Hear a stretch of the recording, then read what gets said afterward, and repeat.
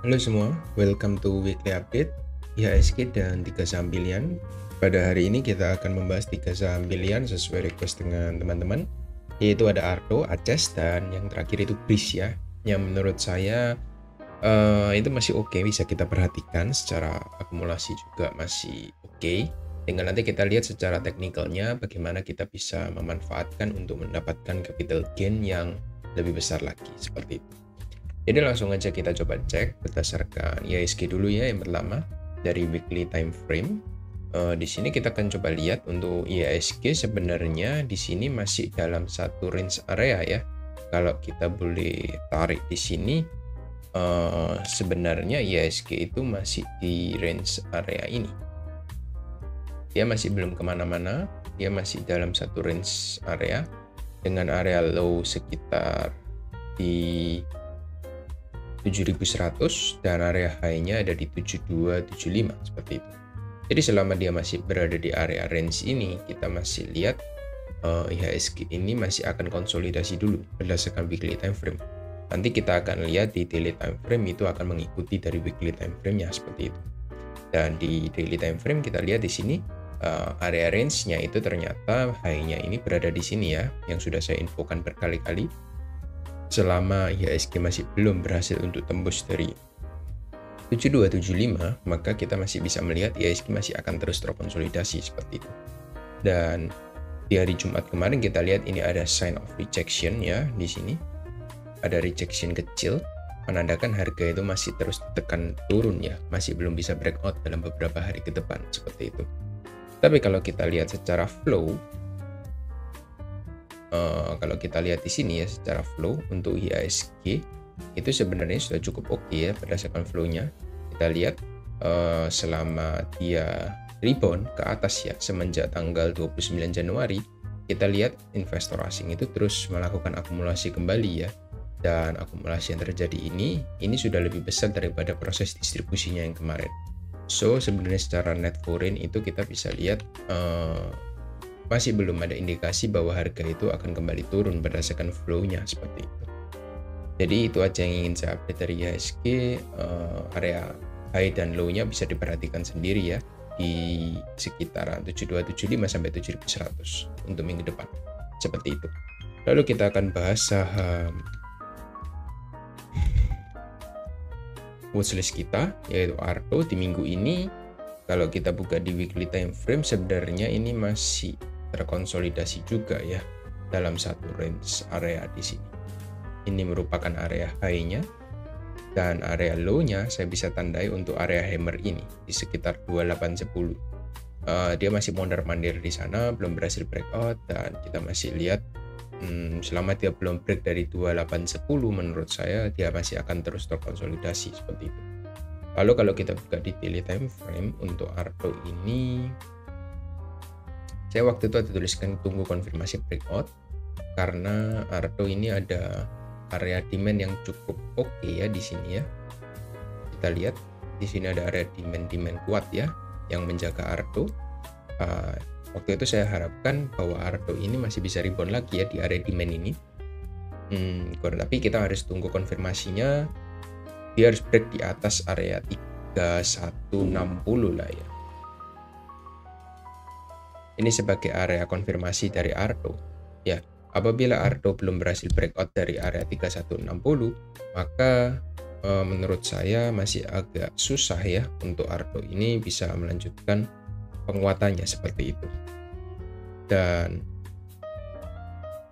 2 hari terakhir kita lihat ya, semenjak closing hari tanggal 6 dan 7, kita lihat ini masih ada rejection ya, bahwa ada penjualan dari investor asing. Mungkin investor asing, kita coba lihat dari 3 hari terakhir dah, dari tanggal 5 Februari ya. BQYU ya, dari asing ini, broker luar, sekitar 8M.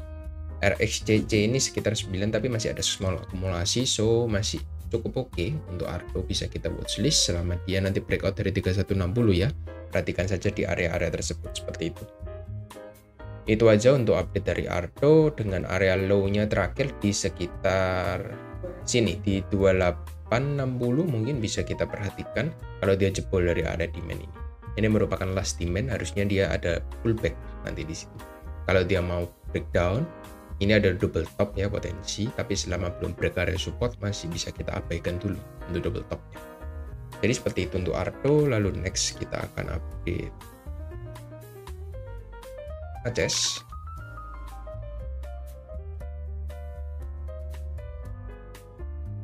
Untuk ACES ini kita akan coba cek dulu ya. Saya akan coba lihat trennya dulu. Trennya ini masih downtrend ya. Dia sudah break dari area low yang di sini. Ini major low-nya di weekly time frame, dia sudah breakdown ke bawah. Dan kita bisa asumsikan proses kenaikan ini hanya pullback ya, untuk turun lebih jauh. Untuk ACES seperti itu. Target kenaikan maksimum ada di 1000 kurang lebih. Ya, bisa diperhatikan area 1000. Ini area psikologis. Mungkin harga masih bisa naik ke sana dalam jangka waktu dekat. Kalau kita buka di daily, sebentar ya. Ini ada channel juga kenaikan. Harga sudah ada di tengah-tengah channel ya. Kita buka dari time frame Februari, 1 bulan terakhir, masih akumulasi kecil dari NIU ya. Oke, kita masih bisa lihat mungkin dia kalau dikasih koreksi di 800 ini masih oke menurut saya ya. Karena secara akumulasi juga masih oke secara flow. Dan biasanya untuk ACES ini kalau naik ya, dia suka membentuk channel seperti ini. Nah, tipikal sama ACES itu naiknya agak lama, perlahan-lahan. Dan proses naiknya itu seperti membentuk channeling, seperti tangga gitu kalau bisa diperhatikan. Jadi kita bisa asumsikan kalau dia turun sedikit ke 800 itu oke, jadi kita punya area range yang lebih aman ya untuk stop lossnya seperti itu. Kalau di tengah-tengah ini agak tanggung ya untuk stop lossnya, meskipun kita bisa lihat sebenarnya untuk di sini ini sudah valid swing low juga. Jadi sebenarnya boleh sih kalau mau di spekulasi, tapi saya kurang suka untuk spekulasi di tengah-tengah range seperti itu. Bisa disesuaikan sendiri. Kalau di weekly juga masih oke ya, closingnya masih belum ada tanda-tanda pelemahan juga, masih closing hijau yang cukup oke menurut saya, meskipun tidak begitu kuat juga untuk candlesticknya seperti itu. Targetnya ada di 1000 untuk maksimal ya. Kalau coba saya targetkan pakai Fibonacci di sini, nah kita bisa lihat 968 ini target pertama ya, 970 itu bisa dijadikan target pertama dan target terakhir ada di 1000. Jadi itu aja untuk ACES. Yang terakhir ada BRIS. BRIS kalau kita buka di weekly time frame, kita punya satu target supply di sini, itu ada di 2600 dan sepertinya dalam beberapa minggu ke depan ini akan langsung dituju ya 2600 ini. Mungkin setelah 2600 dia akan koreksi seperti itu. Nah, kita masih belum dikasih entry point ya. Saya waktu itu mark entry point yang baik ada di sekitar area 2000 kurang lebih. Kalau kita mau entry sekarang itu oke kalau untuk scalping ya di 1 jam.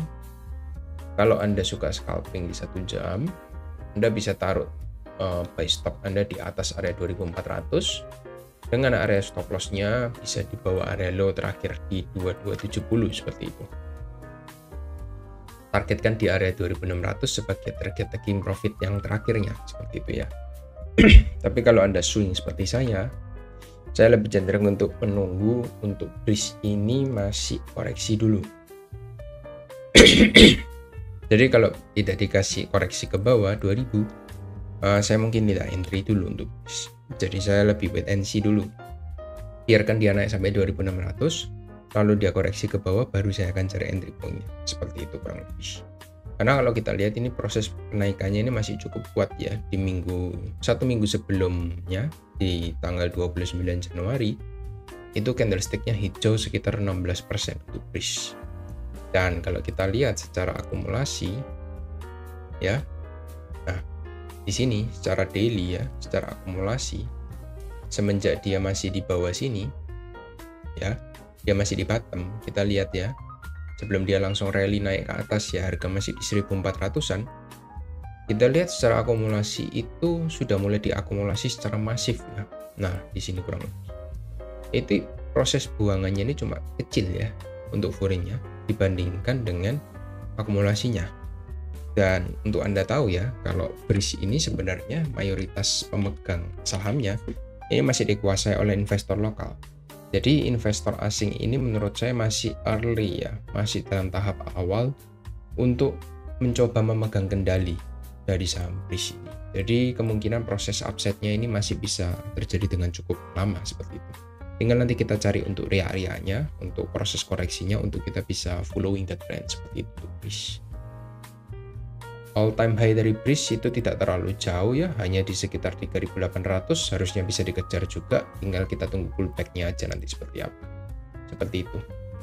Secara foreign, secara monthly, ini juga terus mengalami kenaikan ya.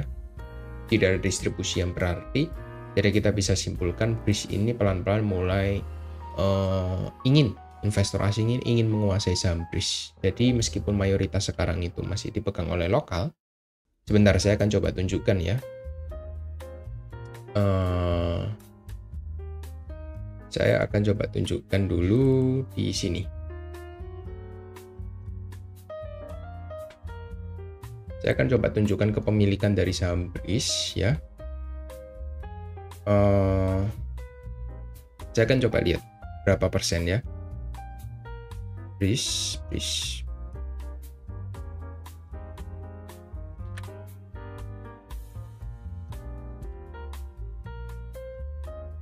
Oh, BRIS sekarang investor asing sudah punya 35% ya. Kita bisa lihat di sini. Oh enggak, 3%. Nah, investor asing ini masih punya 3% dari saham BRIS dan itu akan terus bertambah. Jadi menurut saya untuk BRIS ini masih punya potensial upside yang cukup besar ya. Kalau kita bandingkan dengan BBNI yang sudah dikuasai investor asing, mereka sudah pegang sekitar 68%. Apalagi BBRI ya, 78%. Bandingkan saja dengan BRIS yang baru 3%. Jadi Anda bisa lihat untuk potensial upside-nya berapa persennya. Dalam 2 bulan terakhir, itu mereka sudah menambah kepemilikan 12% dari 3%-nya.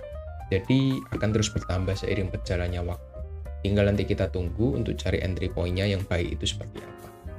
Jadi seperti itu aja untuk update kali ini. Semoga bisa membantu proses kalian dalam berinvestasi maupun trading di saham-saham Indonesia seperti itu. Thank you. Next kalian mau bahas apa lagi bisa tulis di komen ya. Bye bye.